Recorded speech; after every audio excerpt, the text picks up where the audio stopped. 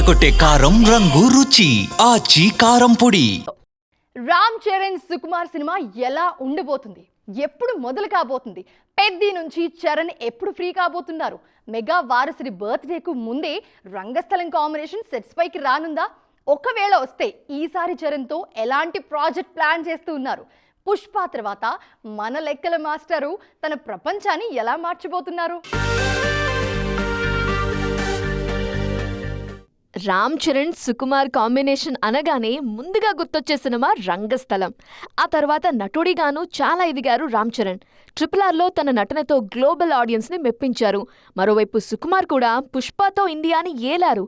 Pushpa 2 parts కలిపి 2000 కోట్లకు పైగా వసూలు చేశాయి. సుక్కు మాస్ సినిమా చేస్తే ఎలా ఉంటుందో బాక్సాఫీస్కి చూపించాయి ఈ సినిమాలు. పుష్ప 3 కూడా ఉంటుందని ఇప్పటికే అధికారిక ప్రకటనొచ్చినా దానికంటే ముందు రామ్ చరణ్తో సినిమా చేయబోతున్నారు సుకుమార్. ఈ సినిమా స్క్రిప్ట్ పైనే బిజీగా ఉన్నారీయన. ఈసారి రూరల్ డ్రామా కాదు, ultra modern stylish drama plan చేస్తున్నారు లెక్కల మాస్టారు.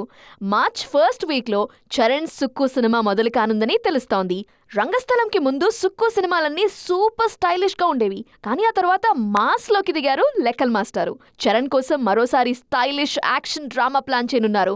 ఇందులో సగానికి పైగా షూటింగ్ విదేశాల్లోనే జరగబోతోందని టాక్. పెద్ది తర్వాత ఈ సినిమాతో బిజీ కానున్నారు రామ్ చరణ్. మరి ఈ స్టైలిష్ డ్రామా ఎలా ఉండబోతుందో చూడాలి.